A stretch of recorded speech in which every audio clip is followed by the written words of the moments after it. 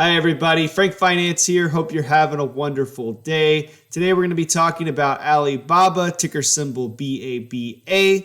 So for today's agenda, we're going to be going over what business Alibaba is in. We're going to look at historical as well as future growth prospects. We're going to examine the performance of its stock price versus its peers. We're going to look at the fundamentals.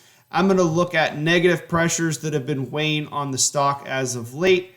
And then finally, I'm going to give my thoughts on Alibaba. So jumping into what Alibaba does for their business, they like to break it down into four segments: core commerce, cloud computing, digital media and entertainment, and innovation initiatives and other. Now, you'll notice that core commerce is the bulk of their business. In fact, it makes up 87% of their revenue to date. Followed by cloud computing at 8% and digital media and entertainment at 4%. Now, under China retail marketplaces, we have Taobao and Tmall. These are two big heavy hitters where they generate a lot of revenue. On the other side of the house, we have SunArt, which is really a grocery store. Now they've integrated SunArt with, I believe, Tmall, so you can actually purchase your groceries through that. It's I kind of take it from the Whole Foods versus Amazon type approach. So that's a really cool synergy they created there. You have Alipay. In the wholesale side, you got Alibaba.com, and that's just connecting your wholesalers with your businesses. And then cloud computing, we'll talk about that because we think it's a good growth avenue for them. And then they have Youku, which is it's kind of like really the Chinese version of YouTube. Thank you so much for watching thus far. If you haven't already, please consider subscribing, leave a thumbs up, as well as let me know what you think about Alibaba in the comments below. Now back to the analysis. Now, before I jump into Alibaba's growth, I think it's good to take a step back and understand the marketplace as a whole. So when we look at Alibaba's business, we understand that they're really in e-commerce. So it's good to look at what do we expect e-commerce to do over the next couple years in order to get a good gauge on how their business can fare in terms of growth prospects. So if you look at this chart, you'll notice in the next couple years, 2021, they're looking at a 17%. In 2022, 15.5%. In 2023, a little less than 15%. Now, these aren't terrible growth prospects. They're good in comparison to most other business growths, especially in mature markets. But you'll notice that the growth of e-commerce is going to be less than the previous historical growth of that Alibaba's experienced. So you need to think about that in context of pricing and earnings ratios. Now, moving on into Alibaba's growth over the last decade, you can see that there were several years that they were over 70% growth, another 4 years where they were above 40% growth, and then 2 years where they were just shy of 30%. Now, I think what the disappointment in this chart, at least for me, is in 2020, in a year where a lot of sales went to online. I would have expected that growth to actually either maintain from the previous year or actually be a little bit higher than that 40%. However, I have to think about it in context of the last graph we looked at of where e-commerce growth isn't exponentially growing or isn't staying flat in terms of growth. It's actually going down. So I would expect Alibaba's growth over their growth rate over a longer term to continue in a downward trend.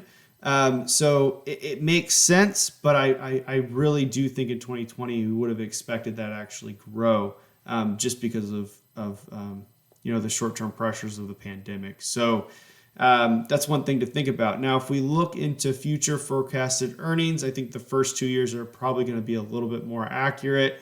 Now, just to tell you where I got these numbers, I looked at average analyst forecast. I didn't look at the bullish or the bearish. I just looked at averages. So you could think in some cases this might be higher, in some cases it may be lower. So take that with a grain of salt. But again, I think the first 2 years are going to be a little bit more accurate. It's kind of hard to forecast growth rates 2, 3, 4 years out for these kinds of companies. But it is kind of in line with what I would expect in terms of growth, and it does line up with what we looked at in terms of e-commerce growth over the next couple of years as well. Next up, I want to talk about Alibaba Cloud right quick. So last year they had 50% year-over-year growth in this segment. That's excellent. Another thing that they had positive happen in the last quarter is for the first time, they had positive EBITDA out of this segment. Now, they said that this was because they were able to realize economies of scale. And at least for me personally, I'll probably be paying attention the next couple quarters to see and hope that there's more growth in this segment, and also that EBITDA to continue to be positive from here on out, or at least if it is negative, just slightly negative. Next up, I want to talk a little bit about competition. Alibaba is the number one e-commerce retailer in China. And number 2 and 3 is JD.com and Pinduoduo.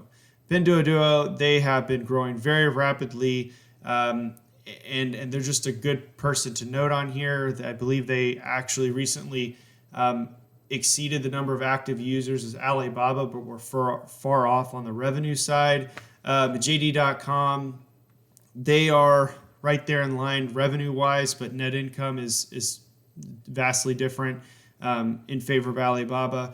JD.com actually functions a little bit more like Amazon, I think, than Alibaba does, in the fact that they operate warehouses, whereas Alibaba is they don't have warehouses. They don't really store or ship the product themselves. They're basically enabling sellers to line up with buyers, and then those transactions happen. But they're just facilitating the transaction, not actually taking it from one place to another. And then third on this list, I have Amazon. Alibaba's been referred to as the Amazon of China, and as I've kind of alluded to earlier with JD.com, is Alibaba's a little bit different in terms of how they function. Now they're the same in terms of types of just diversification that they've been able to achieve with bringing on their cloud unit and just being able to bring in several different names and underneath the Alibaba Group corporate structure. So it's good in terms of the diversification, and there's a lot of similarities there. But in terms of their core e-commerce business, they do function a little bit differently in the sense that they do not operate warehouses, and they're not actually, they're just facilitating the transaction rather than taking the product and moving it from one place to another. All right, so now that we've covered competition, let's look at how Alibaba compares to their peers in terms of price performance. Looking at Pinduoduo, we see that they're up 273%. This isn't completely out of line with their rise in active users, as well as their growth they've experienced in the last several years. JD.com up 102%, Amazon up 58.24%. Again, Amazon had really good growth this year out of the 2020 pandemic. Alibaba, as mentioned earlier, their growth wasn't as high as the previous year, and I think it's reflected in the stock price here with an increase of only 14.21% in the last year. Now, to be fair with Alibaba, back in November, they were trading in the $300 range, and if we would have calculated the year growth from there, it would have been more around 65%, which would have put it near Amazon and near JD.com. Still far off from Pinduoduo. But since November, there's been some key events that have really all transpired very closely to each other, and I think that's kind of why we see a suppressed share price as compared to some of their peers. So let's talk about some of those negative pressures. First up being regulatory pressure. The delay of the Ant Group IPO definitely weighed on Alibaba's stock price. Alibaba owns 33% of Ant Group, and the IPO was going to value Ant Group at a little over $300 billion. So you can do the math. It's a little over $100 billion in equity for Alibaba. And so that was definitely... that delay definitely took a hit on the stock price. Shortly after, Jack Ma disappeared, and he didn't reappear until January 20th. He just disappeared off the face of the earth. There was a lot of speculation and uncertainty as to why he disappeared. Even him not being the CEO, definitely weighed on the stock price. If anything, people were it was talking about why he was not saying anything, why he just was gone in general. And then in late December, early January, there was more conversations of antitrust probe against Alibaba, and then here recently there was some leaked articles that were saying that they're going to have fines upwards of $1 billion. But then later on, spokespersons from China said that was not true. So we'll just have to wait to see what merit that has. But those leaked things definitely have an effect on what people believe is happening with Alibaba in terms of regulatory pressures that they're experiencing from their regulatory bodies. Now, some other things that are happening, this has happened several times. While Trump was president, it has also happened now that Biden's taken over. There's been delisting threats. The SEC just recently moved again to say that there's, they have to disclose CCP, anybody that's part of the CCP on board members. So this is probably not going to do anything for Alibaba, in my opinion. It's just another threat from the SEC, but I don't think there's going to be any teeth here. But I think definitely growth stocks and interest rates, this was something I've talked about in terms of when treasury yields rise, you have these stocks in general, they're definitely valued based off of how much return they can get. And when the risk-free rate increases, it decreases the value of stocks across the board. And these growth stocks definitely take a larger hit. All right, so next up, we're going to briefly look at the fundamentals for Alibaba. I'm going to throw up some different screenshots of some different numbers I think you should look at. If you want to stop the video, pause and look at them, go right ahead. One of the things I wanted to highlight was the net profit margin percentage. That was considerably higher than the others, and in a positive way. So I thought that was good. Another thing that stands out to me just in general is the numbers don't typically are always better, but they're not. When they are worse than the other three in the category, they're not by much. I really don't think there's much to hate here. Looking at their growth in comparison to peers, I think they're kind of just in line with Amazon, just in line with JD. That Pinduoduo Duo comparison is, again, they're in a growth phase, so hard to compare them there.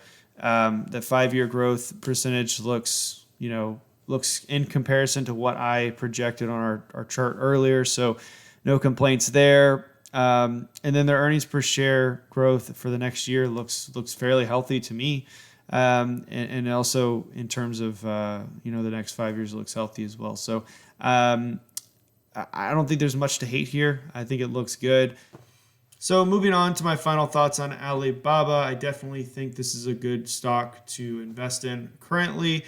I wanted to talk about the negative pressures last because I believe they've artificially taken that stock price down considerably, and I think now is a great time to buy just on those alone. I think there's good growth in their e-commerce business. I think there's good growth, and now I think the Alibaba Cloud is going to start contributing to their net income.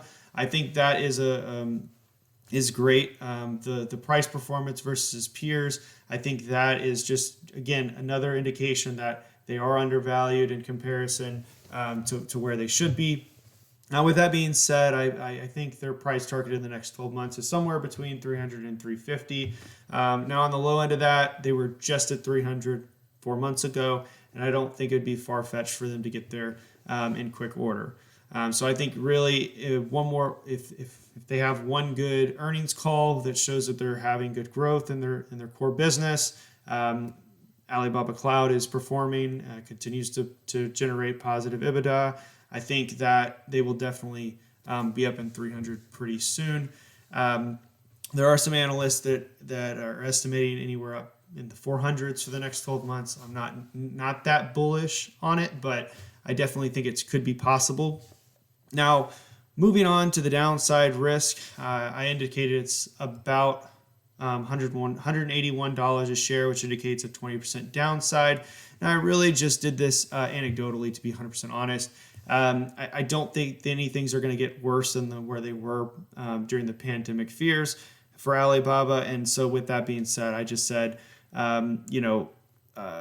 pretty logically, I think 181 would be the floor. And honestly, if it dropped down to 100, even if it dropped down to 200, I'd be probably be buying more. And at 181, I'd definitely be purchasing more shares. Well, that wraps up today's analysis of Alibaba. If you found this information useful, please consider subscribing. Leave a thumbs up. That it helps me out more than you know. Let me know what you think in the analysis below in the comments. That I really appreciate. I try to respond to every comment. If you provide something thoughtful, I'll definitely give you my thoughts back. And I look forward to having that conversation in the chat below. I create videos on personal finance, saving, investing, as well as stock analysis. So I look forward to you watching in the future. Thanks for watching today's video. Frank Finance, out.